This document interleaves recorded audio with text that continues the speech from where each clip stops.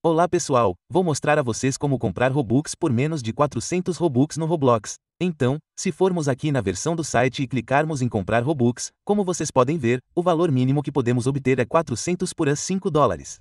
Mas há uma maneira de contornar isso. Então, tudo o que precisamos fazer é ir ao seu computador, pesquisar e aqui digitar Microsoft Store assim.